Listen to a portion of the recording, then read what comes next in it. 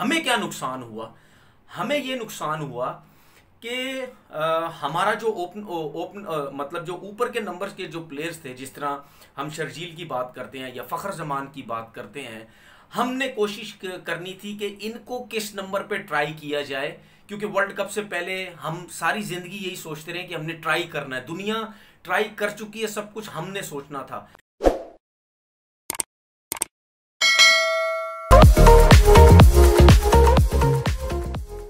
अस्सलाम वालेकुम जी, कैसे हैं आप लोग? सब ठीक ठाक हैं? एक दफ़ा फिर हाजिर होते हैं। और जो कल का मैच था पाकिस्तान और वेस्ट इंडीज़ का, वो कल का मैच भी बारिश की नज़र हो गया। और जो गयाना की सूरत हाल थी वो यही काफ़ी दिन से लग रही थी कि जो मैच है वो शायद पूरे ना हो सके। और जो लास्ट मैच खेला गया वो पूरा हुआ। 4 मैचेस की ये सीरीज़ थी। पहला मैच जो था वो भी बारिश की नज़र हुआ। दूसरा मैच जो है वो पाकिस्तान ने जीता, और जो कल तीसरा मैच था वो नहीं हो सका।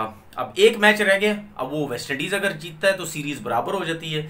अगर वो भी बारिश की नज़र होता है या पाकिस्तान जीतता है तो पाकिस्तान ये सीरीज़ जीत जाएगा। अगर ये पाकिस्तान सीरीज़ जीतता है तो ये तो बहुत खुशी की बात है कि चले जी सीरीज़ जीता। लेकिन क्रिकेट कुछ भी नहीं हुई। ये तो हमें पता है कि वेस्ट इंडीज़ की रैंकिंग जो 8वें नंबर पे, पाकिस्तान की रैंकिंग 4थे नंबर पे। तो इसका मतलब ये ज़रूर है कि पाकिस्तान उनसे फार बेटर टीम है, इसीलिए T20 में 4थे नंबर पे है। हमें क्या नुकसान हुआ?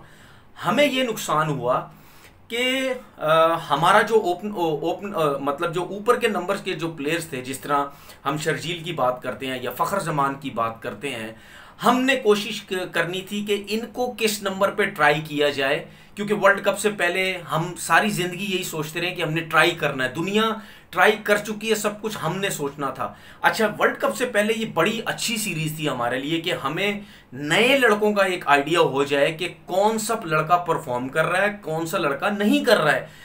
अब हुआ क्या कि शर्जील को ट्राई किया हमने एज अ ओपनर, क्योंकि शर्जील लास्ट सीरीज़ में नहीं खेले। रिजवान और बाबर आजम आपके सामने ओपनिंग कर रहे थे। बाबर आजम को तीसरे नंबर पे लाया गया, शर्जील को ओपन लाया गया कि ये देखने के लिए कि क्या शर्जील वेस्ट इंडीज़ की सीरीज़ में परफॉर्म कर सकता है, जो कि वो कुछ भी चेक नहीं हो सका क्योंकि पूरी सीरीज़ नहीं हुई। फिर उसके बाद हमारे जो टीम मैनेजमेंट थी या सिलेक्टर से वो ये देखना चाहते थे कि मिडल ऑर्डर में कौन से ऐसे प्लेयर्स हैं जो सीरीज़ में बड़ा अच्छा परफॉर्म करेंगे और आगे हम उनको कैरी करेंगे, जिसमें शोएब मकसूद भी थे, जिसमें आज़म खान भी थे। आज़म खान भी उनको बॉल लगी, खैर वो वापस आए, वो ठीक हो गए।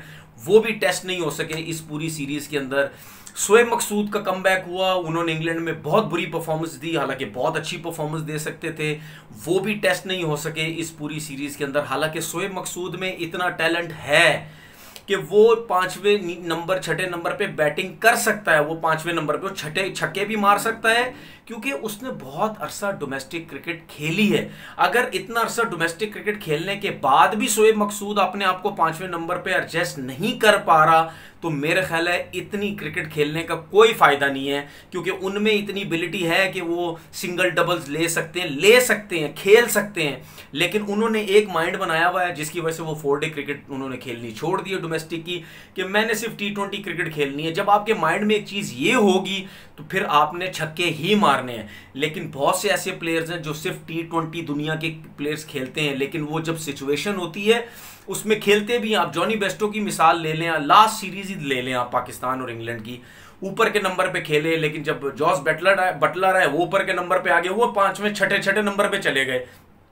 उनकी तरफ से कोई एक्सक्यूज नहीं होता है कि मैं ओपन कर रहा था, अब मुझे 6ठे नंबर पे भेज दिया। उनको ये बताया गया कि भाई आपको जिस नंबर पे बैटिंग कराई जाएगी आपने परफॉर्म करना है, क्योंकि ये टीम की रिक्वायरमेंट है। इसी तरह शोएब मकसूद को भी सोचना है कि हमारी जो टीम की रिक्वायरमेंट है, आपने उस रिक्वायरमेंट में एडजस्ट होना। अगर आप नहीं हो रहे तो आपको कोई फायदा नहीं है। वो टेस्ट नहीं हो सके, उनकी परफॉर्मेंस इतनी अच्छी नहीं हो सकी। उस्मान कादिर को टेस्ट करना था, क्यों? क्योंकि जो वर्ल्ड कप है वो यूएई में होना है। वेस्ट इंडीज़ की पिचेस जो हैं वो वर्ल्ड कप के हिसाब से ही हैं, यूएई के हिसाब से ही हैं। उन्होंने लास्ट मैच में सिर्फ 1 ओवर किया। अगर वो भी पूरी सीरीज़ खेलते तो उनका भी पता चलता क्या इन पिचेस पे अगेंस्ट वेस्ट इंडीज़ वो कैसी बॉलिंग करते हैं, वो बिल्कुल नहीं हो सके। मोहम्मद वसीम जूनियर जो हैं उनको इस सीरीज़ में खिलाया गया। अरशद इकबाल को सिर्फ एक मैच अभी खेला है वो T20 का, उसके ऊपर ला के बिठा दिया गया मोहम्मद वसीम को। हालांकि उनको इस सीरीज़ में ट्राई करना चाहिए था, क्या वो वेस्ट इंडीज़ के अगेंस्ट अच्छी बॉलिंग कर सकते हैं या नहीं कर सकते। आपने मोहम्मद वसीम को लाके उनके ऊपर खड़ा कर दिया, चले जी वो खेलते पूरी सीरीज़, उनका पता चलता। पिछले मैच में मार पड़ी थी, कल के मैच में भी हो सकता है शायद उनकी मार पड़ जाती। जिस तरीके से फ्लेचर ने मारना शुरू किया था पहले 2 ओवर्स में, वो मैच तो बारिश की नज़र कल का हो गया, कल भी टेस्ट हो जाते वो। उसके बाद नवाज जो हैं वो भी अभी तक वो नहीं नज़र आए, वो भी टीम के साथ हैं। उसके बाद हारिस रऊफ की जो सीरीज़ थी इंग्लैंड की, वो बहुत बुरी थी। कल के मैच में उनको खिलाया गया शाहीन अफरीदी की जगह पे, वो उनको ड्रॉप किया गया। उनका भी टेस्ट होना था कि वो इन पिचेस पे कैसी बॉल करते हैं। हसनैन को भी नहीं खिलाया गया। मतलब यानी ये जो सीरीज थी, अब 5वें नंबर पे जो फ़खर जमान खेल रहे थे, अब 5वें नंबर पे फ़खर जमान का खेलना बिल्कुल समझ से बाहर है कि वो क्या आगे चल के इस नंबर पे परफॉर्म कर सकेंगे या नहीं कर सकेंगे। हफीज़ की अगर हम फॉर्म की बात करते हैं, उन्होंने इंग्लैंड की सीरीज़ में कुछ नहीं किया, यहाँ पे उनकी फॉर्म देखनी थी क्या थी या क्या नहीं थी। लेकिन मैं ये समझता हूँ कि हफीज़ की अब फॉर्म को देखने की ज़रूरत नहीं है, क्योंकि उनके पास एक्सपीरियंस है। बस उनको आखिरी वर्ल्ड कप खिलाएं, उसके बाद भी अगर वो बोलते हैं कि मैंने और क्रिकेट खेलनी है, तो भाई फिर सिलेक्टर्स को बोलें कि भाई आपके बोलने से कुछ नहीं होता, अब आप थैंक यू वेरी मच हैं, अब आप 40 के हो गए, अब आपने वर्ल्ड कप खेला, बस आप ख़त्म, अब आपको रिटायर हो जाना चाहिए। लेकिन हफीज़ को लेके जाना चाहिए, क्योंकि हमें बॉलिंग से भी उनको फ़ायदा और उनके पास एक्सपीरियंस है।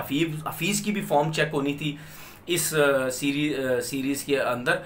तो बहुत से प्लेयर्स हैं। अमाद वसीम जो हैं, उन्होंने इंग्लैंड में कुछ नहीं खेले, वो अगर यहाँ खेलते वो भी टेस्ट होते कि इन पिचेस पे कैसी बॉलिंग करते। मतलब 5 T20 थे हमारे, एक कम हो गया कोविड की वजह से, जो ऑस्ट्रेलिया और वेस्ट इंडीज़ की वजह से कम किया गया।